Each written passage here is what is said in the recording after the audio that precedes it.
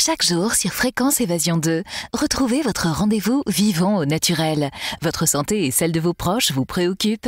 Retrouvez-nous sur Fréquence Évasion pour découvrir qu'il est possible de vivre autrement. Rester en bonne santé n'est plus un mystère. Nous parlons des médecines alternatives, du végétarisme et les bienfaits des produits biologiques. Tous les sujets pour vivre sainement sont abordés dans Vivons au naturel sur Fréquence Évasion 2. Joseph Birkner, bonjour et merci d'être avec nous. Oui.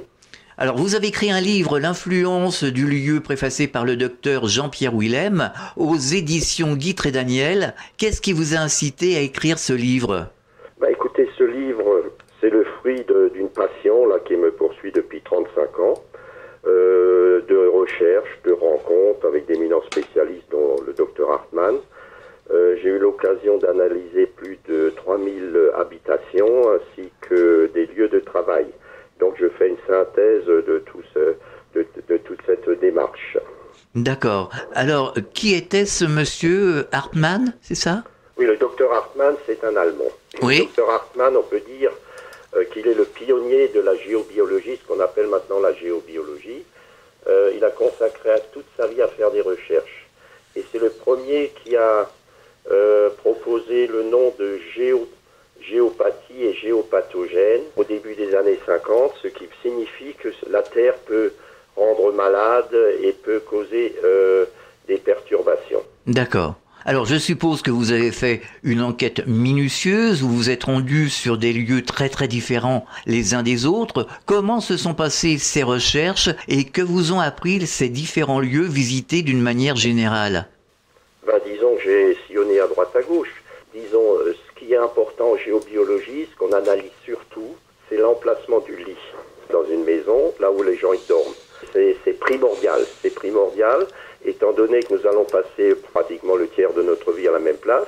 Et si nous dormons, c'est pour nous régénérer. Le corps a besoin de se régénérer.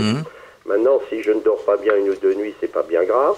Mais si ça perdure pendant des mois et des années, progressivement, ma vitalité va baisser. Je me lève le matin, je suis fatigué, je suis pas bien, j'ai pas le moral. Ça, c'est un premier signe. Et si ça perdure, si ça continue de perdurer, la vitalité baisse. Obligatoirement, mes défenses immunitaires vont s'affaiblir. Et un beau jour, suite à quelque chose d'exogène, j'ai un choc émotionnel, affectif, je perds mon boulot, j'ai un grand souci. Mes défenses qui ont été affaiblies pendant des mois, des années où j'ai pas pu me régénérer, peuvent pas compenser cette agression et que ça va lâcher quelque part. Et qu'est-ce qui va lâcher? C'est votre point faible, votre hérédité. C'est pour ça que nous, en géobiologie, on attache énormément d'importance à l'endroit où les gens sont censés se régénérer. Également des lieux de travail fixes où les gens passent 7-8 heures devant leur bureau. Et là aussi, il faudrait que cet endroit soit exempt de toute perturbation. Oui, alors c'est pas facile aujourd'hui justement de trouver des endroits exempts de perturbations. Comment faut-il faire? Disons, il faut faire une étude exhaustive de l'endroit. Il y a plusieurs choses. Il y a déjà ce qui vient du sous-sol. C'est donc des radiations qui sont émises à la verticale de veines d'eau souterraines, de failles, diaclases, de cheminées telluriques, des réseaux telluriques, cosmotelluriques, etc. C'est des rayonnements qui sont émis du sous-sol. Ça, c'est une chose naturelle. Vu que nous, on baigne constamment dans une ambiance cosmotellurique, il y a les rayonnements qui viennent du soleil extragalactique que nous captons, et ce qui vient du sous-sol. On baigne là-dedans, et sans ces rayonnements, il n'y a pas de vie. Mais ce qu'il faut savoir, certains rayonnements sont trop agressifs. Justement, ces rayonnements qui sont émis à la verticale de ces perturbations géologiques. Ça, c'est une chose, quelque chose de naturel. Deuxième chose, il y a tout ce qui vient donc, qui est d'origine technique. Ce qu'il faut savoir, l'électricité, c'est assez récent. C'est en 1879, si je m'abuse, qu'il y a un Américain qui s'appelait Thomas Edison, qui a présenté la première ampoule électrique.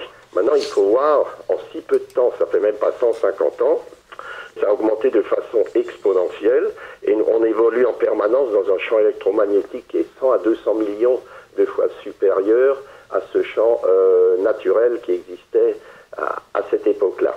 Et donc, nous captons en permanence ces rayonnements et il y a des gens, ma foi, qui ne supportent plus ça.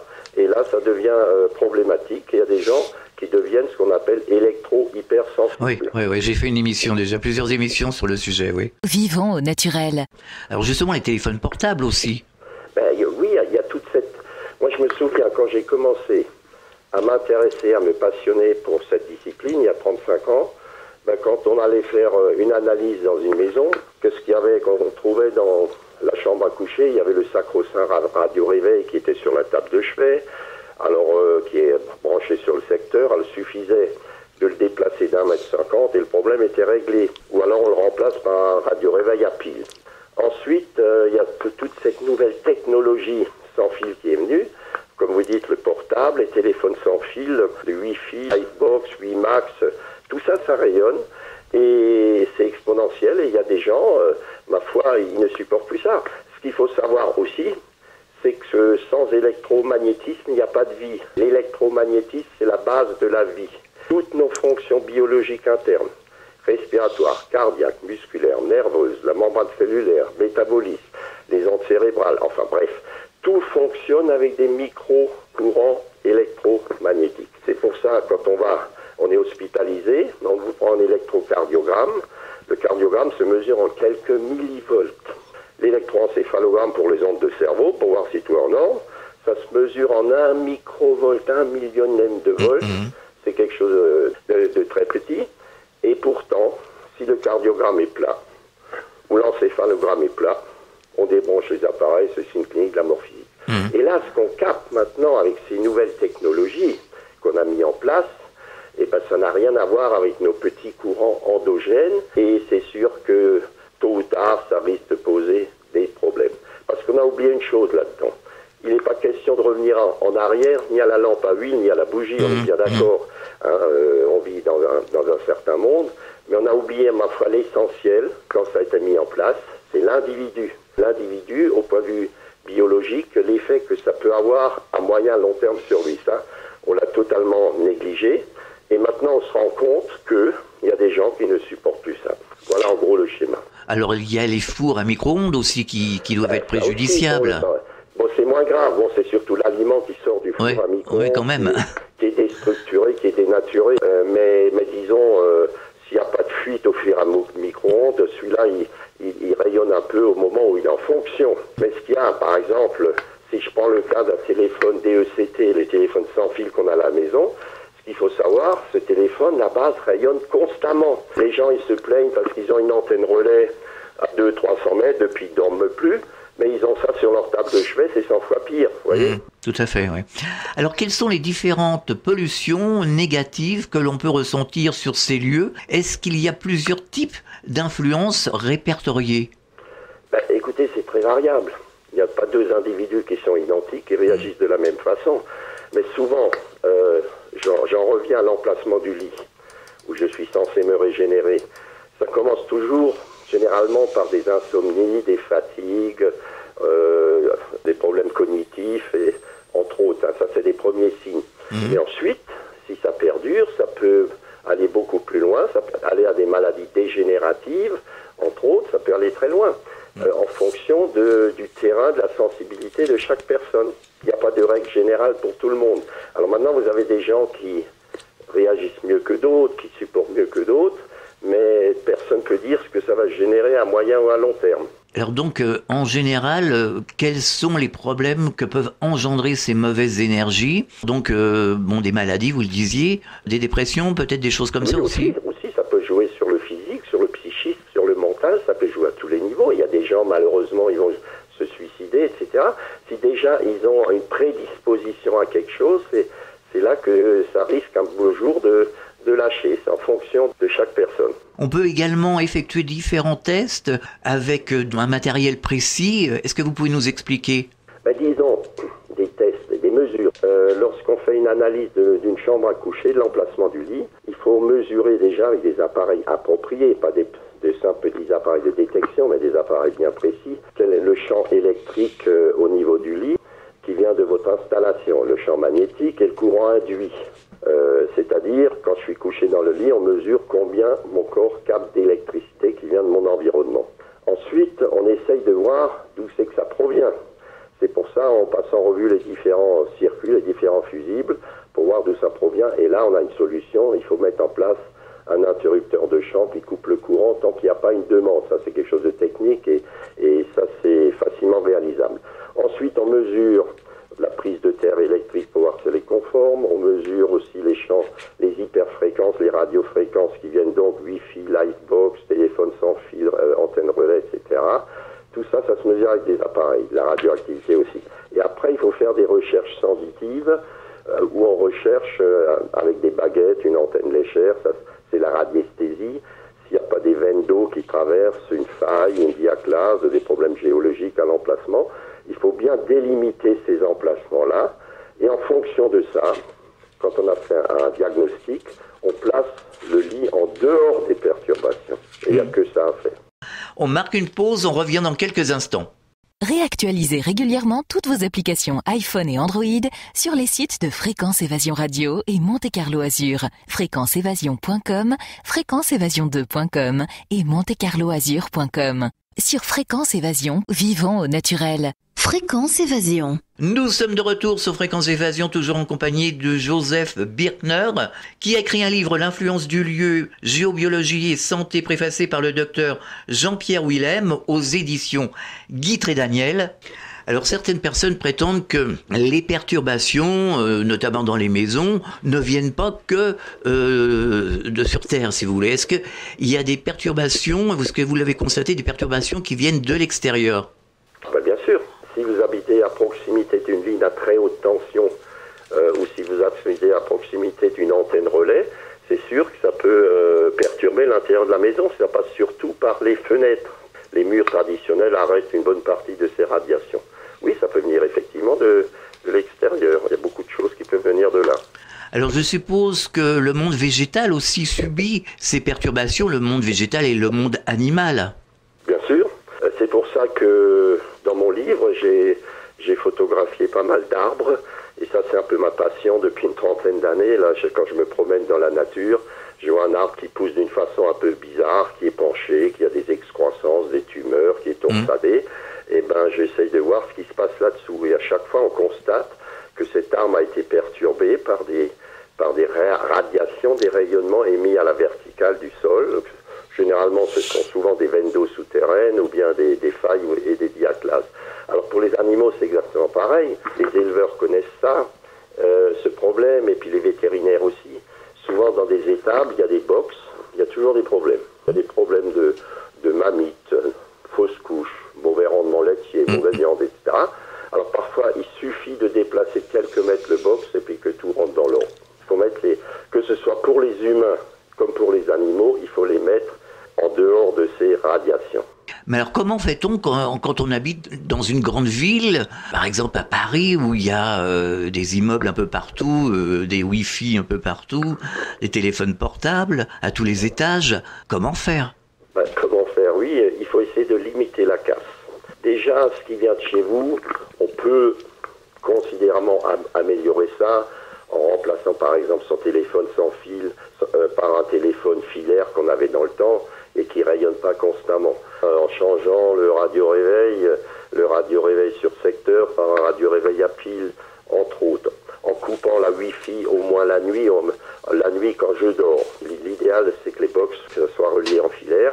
Si c'est pas le cas, il faut au moins couper la nuit. Donc chez soi, on peut intervenir. Il y a des choses à faire. Maintenant, si ça vient du voisin de palier, etc., alors là, c'est plus délicat. Oui, il faut déjà aller négocier avec lui. Et bon, c'est déjà beaucoup plus délicat. Mais, comme dit, les murs arrêtent quand même pas mal de ces radiations. Et comme on dit, lorsque vous êtes en ville, vous pouvez percevoir des Wi-Fi qui viennent des alentours, 10, 15 Wi-Fi. Mais c'est très faible, j'appellerais ça un bruit de fond.